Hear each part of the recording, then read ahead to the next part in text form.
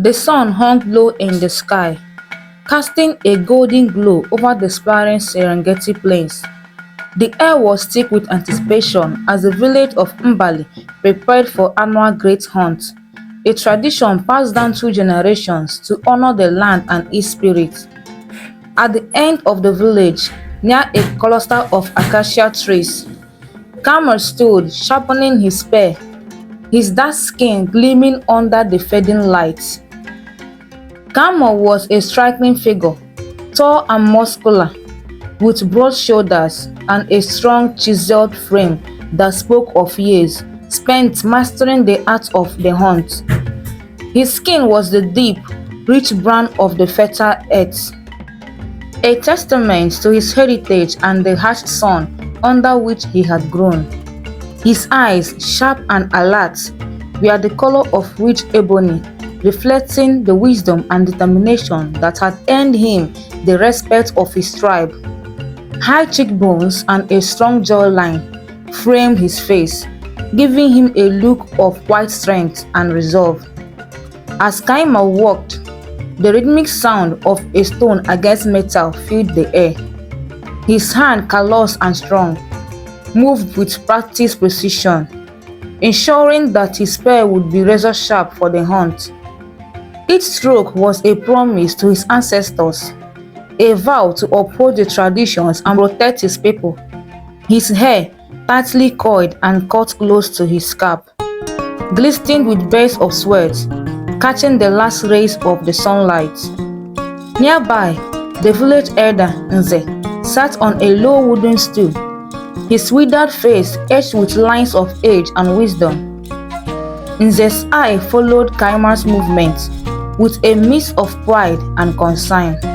Kaima, he called out, his voice carrying the weight of years. Remember the legend of the lioness spirit, who protects the lands. She is a guardian of the balance between man and nature. Your heart must be as sharp as your spear, for the hunt tests more than just your skill. Kaima nodded, his expression solemn. I understand, Nze. I will honor our traditions and respect the spirits of the land. The sun dipped below the horizon, and the sky transformed into a tapestry of purples and oranges. Kamal stood his spear, now gleaming in the twilight. He took a deep breath, feeling the weight of his duty settle upon his shoulders. The village bustled with great activity as preparations for the hunt continued. But Kaima's thoughts were focused and clear. As he walked back to his hut, the sounds of the village faded into the ground. Kaima's mind was filled with thoughts of the hunt and the responsibilities that came with it. He knew that the great hunt was not just a test of physical prowess, but a rite of passage, a journey that would define his role within the tribe and his connection to the land. That night, under the canopy of a student sky, Kaima laid his mat, his thoughts drifting to the legend of the lioness spirit. He wondered what the hunt would bring and what secrets the land might reveal. With a sense of resolve, he closed his eyes, ready to embrace whatever the dawn would bring. The sun had barely risen when Kaima set out for the hunt. The air was crisp and fresh, carrying the earthy sound of dew-kissed grass. Kaima moved swiftly and silently through the savannah, his keen eyes scanning the horizon for any signs of movement. He was accompanied by a few fellow hunters, each one as silent and as focused as he was. The early morning light bathed the landscape in a soft, golden hue, casting long shadows and illuminating the distant acacia trees. As they ventured deeper into the wilderness, the sounds of the village faded, replaced by the symphony of nature. Birds chirped their morning songs, and rustling on leaves whispered secrets to those who would listen. Kaima's senses were heightened, every muscle in his body attuned to the rhythm of the wild. His heart beat steadily, a reminder of his purpose and the responsibilities that weighed upon him.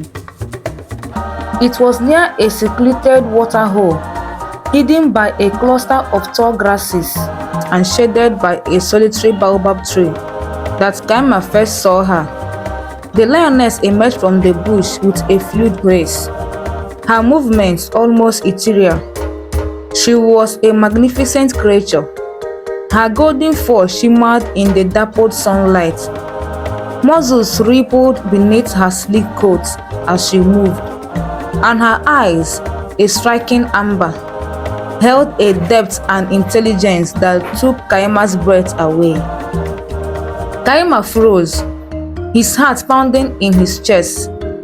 He had encountered lions before, but this was different. There was something outwardly about her, something that resonated deep within him. She stood there, watching him in an intensity that made him feel as if she could see into his very soul. For a moment, time seemed to stand still, and the world around him faded away.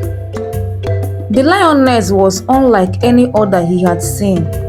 She was larger, more imposing, with a regal presence that commanded respect. Her fur was a rich, tawny gold, and her eyes, deep pools of amber, seemed to glow with an inner light. Her gaze was unwavering, piercing, and yet there was a softness, a wisdom that spoke of ancient knowledge and unspoken truths. Kayama's breath caught in his throat as their eyes met. He felt a strong connection, a bond that transcended the boundaries of hunter and prey. It was as if she was calling to him, inviting him to understand something greater than himself. His fear melted away, replaced by a sense of awe and reverence. As they cycled each other, Kayama broke the spell and retreated to the cover of the baobab tree. The rain began to fall in heavy sheets, drenching the earth and creating a symphony of sound. He watched as the lioness slowly turned and disappeared into the shadows, her form blending seamlessly with the landscape. Kayama felt a profound sense of loss as she vanished from sight. He knew that this encounter was significant, a sign that his journey was about to take an unexpected turn. The legend of the lioness spirit echoed in his mind, and he wondered what message she had for him, what destiny awaited him in the days to come.